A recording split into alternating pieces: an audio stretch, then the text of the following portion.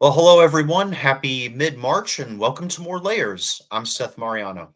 I'm Jordan Smith, and for this week's episode, we're going a little bit smaller in scale in the idea that our topic isn't like worldwide news or national news or something that's universally talked about. Because we were just really excited because Seth and we both love watching a lot of movies and such. And not too long ago, a new theater opened up in our local city. Yeah. Specifically, a theater called Apple Cinemas, which is like a chain of theaters that has two locations as of this past weekend, in fact. Its second location here in our town of Rochester, New York, just opened at the Grease Ridge Mall, specifically. Yeah, that is very true. Before Apple Cinemas took over that location, it used to be run by Regal, which I personally didn't have any issues with. I'm not entirely sure why it went away. Maybe Regal was going out of business, or maybe they wanted to relocate, or something else entirely. Well, But according to the article that I pulled up that gave me the idea for this topic last week, is that apparently the um, the Regal, at least the Grease Ridge location, Mhm. and filed for Chapter 11 bankruptcy, similar to what happened with Kodak years ago.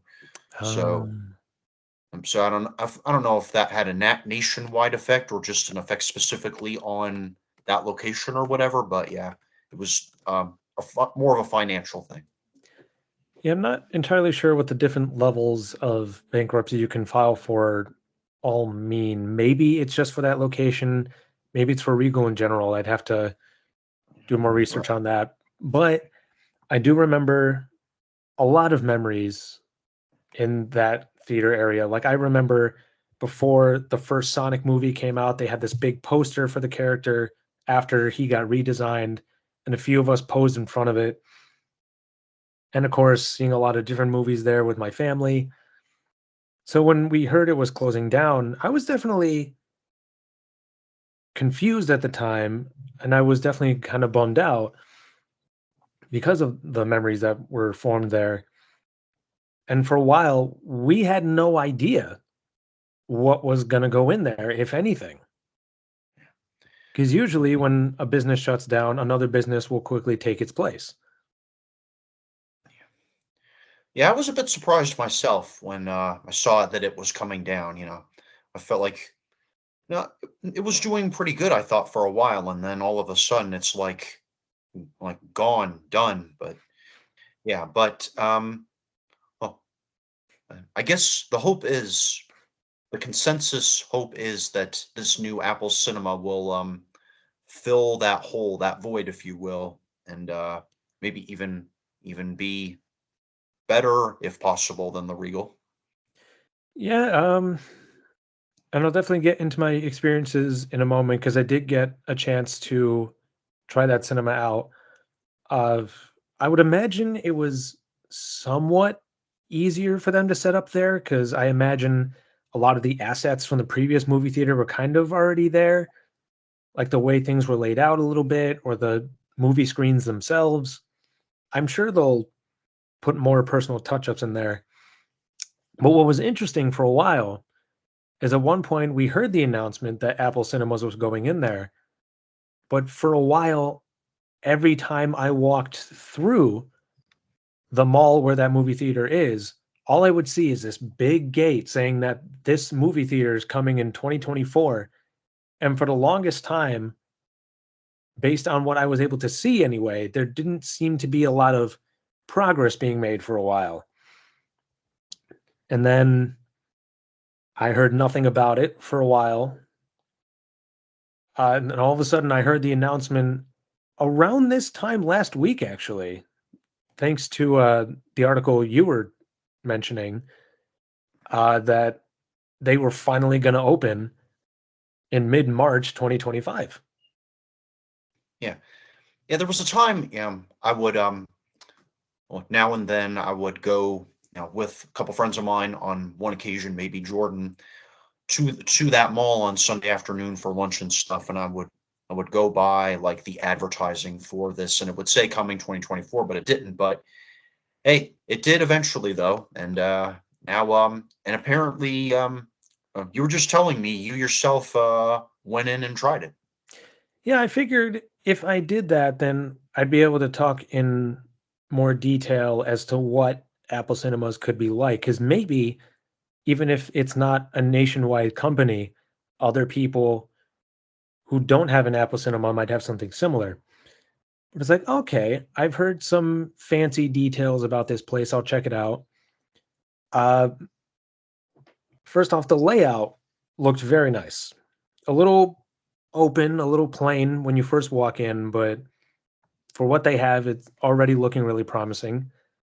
Um, I don't know if it's because I went on a Sunday matinee, but the ticket price was actually pretty cheap. I thought it was going to be pretty expensive, but it wasn't. Um, and then got the tickets, went into the theater. It looked somewhat different.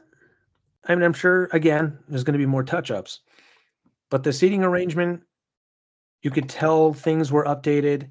The chairs looked like the ones they were kind of talking about for a while because even before it opened, and I'm sure you saw this around, they had a excuse me, little display not too far from there showing what the chairs are going to look like. They were kind of up on this little stand there as you were walking past other stores.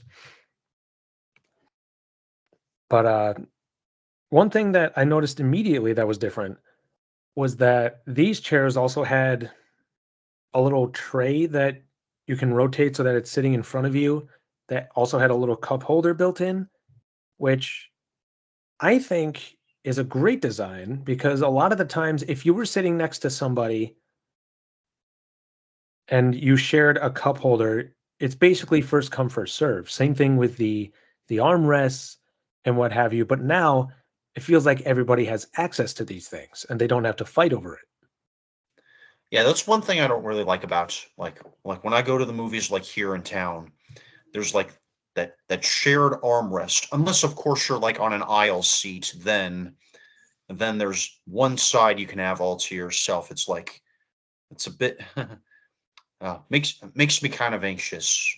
I would probably just generally avoid it. Yeah, I can definitely relate to that. Generally speaking, though, when I go to see a movie, I like to sit closer to the middle. So I sometimes might end up running into someone who has the chair next to mine. But in this new theater, I don't think I'd have to worry about that as much because of this new tray and the way the armrests are separated. I feel like I have more space that I can use. Now, from what I understand, Apple Cinemas also has this service where you can actually order food while you're in the theater. But I wonder if it's only for certain seating because based on where I was, that never happened. And the way the seats near the front were arranged, it looked more likely that that's where you would need to be for that. And maybe that's an extra little fee or something to sit there and get food. I don't know. I guess it's like some of those bar and restaurant places where the bartender is also kind of the waiter. Like like not the it wouldn't be the kind of place where they would just seat you or come to you and take an order. You'd kind of have to kind of flag them down or something, I guess. But like if you go someplace like Dave and Buster's or something, like like if you want something to eat, you're gonna have to like get the attention of like the bartender behind the counter or something, or wave or flag or somebody down. So I don't. Maybe it's something more like that. I'm guessing. That is entirely possible. I do remember when walking in, they did have a small bar kind of along the same counter as the concession stand where that is.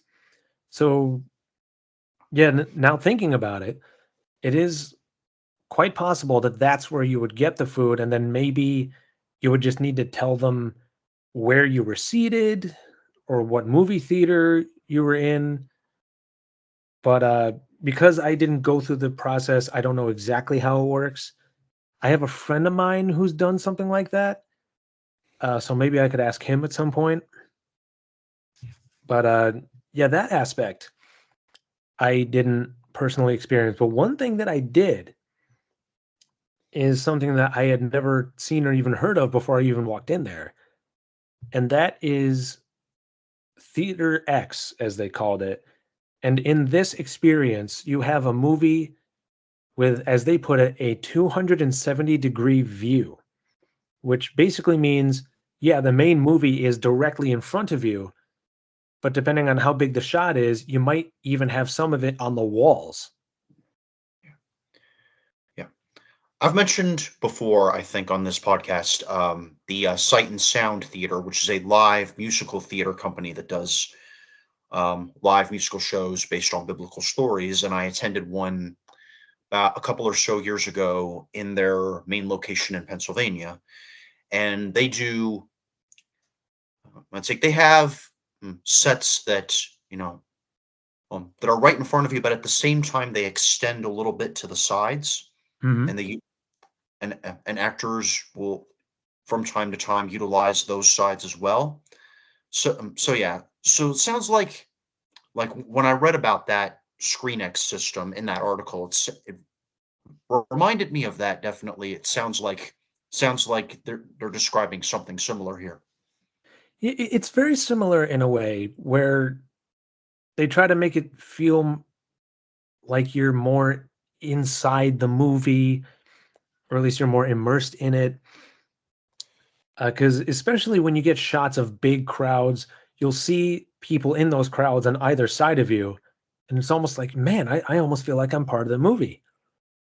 So, in a way, as I was putting it with the other people I went with, it's kind of like surround sound, but visual. And it was really nice. They didn't have images on the walls the whole time. And I think that's partly because, again, it's mostly reserved right now for wider shots. F the one issue I would say it had, and it's not even a big issue 'cause unless you're really focused on it, you don't really notice, is that for any footage that's on the walls of the theater, the image is kind of stretched a little bit. So some imagery will look a little weird, like some people will be stretched out like that, or something looks a little bit wider than it should. But if there isn't direct focus on it and you're focused mainly on the footage in front of you while also being aware of what's on the sides, I would say it definitely works in helping you be more immersed. And a good example I'll give. Oh, go ahead. It looked like you were about to say something. Oh, yeah, yeah, that's fine. I was just gonna say uh, sounds a little bit like you know like I over the past couple weekends attended a local high school musical that you know interestingly the same theater that we do our Artists Unlimited shows on is it's part of the same district, but this was a different school that I went to. It's one of those that doesn't have a pit. It's got musicians like kind of hiding or cooped up in the corner. Mhm. So you can see it if you're paying attention, but if the set design, at least for my experience, is good enough, and the production value and everything, and the performing is really good, you can easily forget about it. Kind of like what you're saying about the 270-degree theater thing. Yeah, and I'll even give a great example of when it really worked. Because we went to see Captain America: Brave New World, which I'd already seen, but I feel like in a way, watching it in this perspective allowed me to enjoy the new features more because I didn't have to focus as much on the events of the movie because I'd already seen it.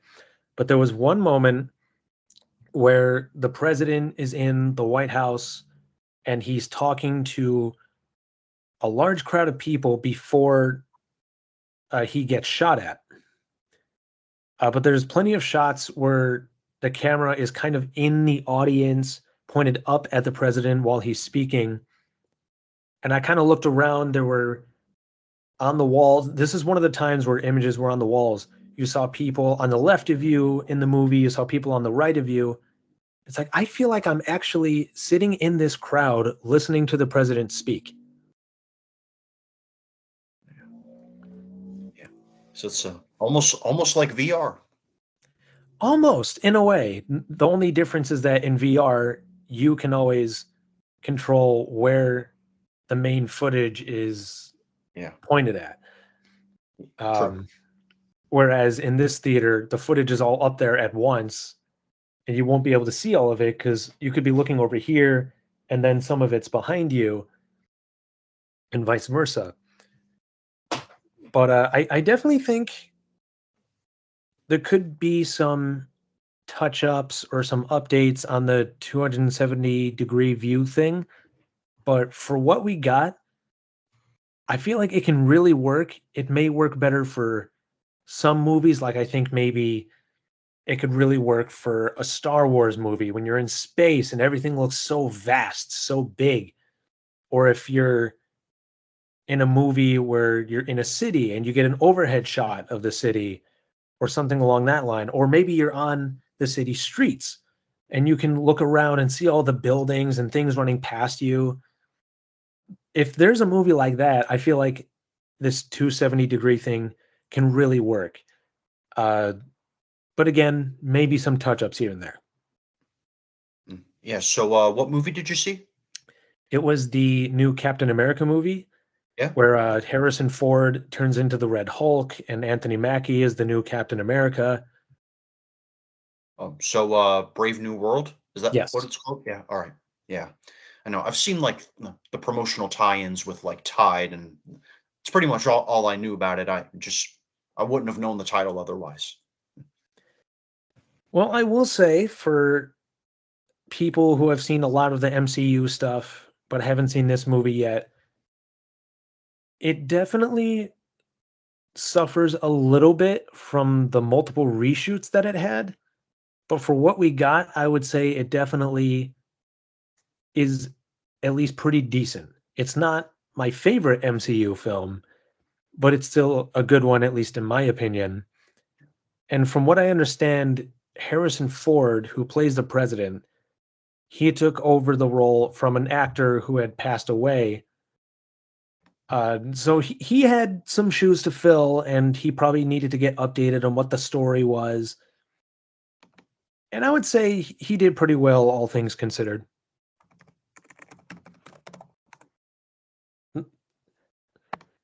It did kind of bug me a little bit, though, how uh, the Red Hulk, like one of the biggest things advertised in this movie, or at least advertised for the movie, was only really in the last fourth of the movie. And even then, it wasn't for too long. For what we got, it was absolutely incredible. But I felt like I could have used a little bit more screen time for the Red Hulk.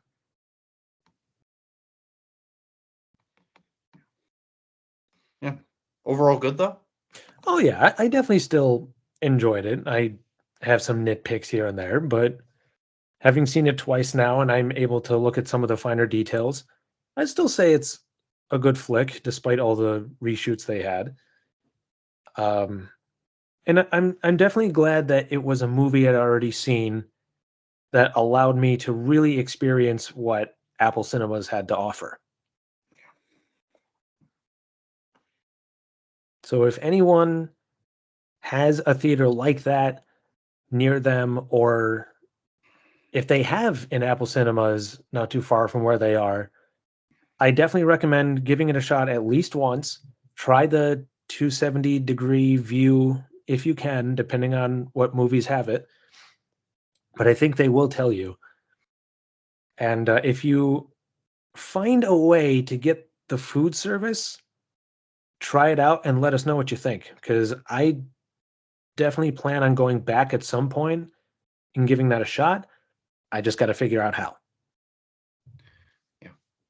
I'll probably, give it a try at least once, that place, and I'll, well, for one reason, if not the only reason, because you did it. So, yeah, Yeah, I and yeah, figured going at least once before we recorded this episode would help a little bit in terms of what it could be like. yeah, sure, absolutely. Yeah, yeah. Okay, well, I think we've said just about all we can, honestly. So, I think we'll sign off, and y'all can keep up with my Instagram, Seth underscore Mariano underscore AU, and all our stuff on YouTube and Spotify. Questions, comments, DMs, bring them on, and keep this conversation going. Absolutely. If you have ideas for future episodes or thoughts on past ones or even this one, you can definitely let us know about those. If you have any ideas for a future episode, we are more than welcome, or you are more than welcome to send them our way. We love hearing what the audience has to say in any capacity. Yeah, I think that would be helpful. Yeah, Absolutely. yeah, and thanks everybody, and so long. Take care, everyone.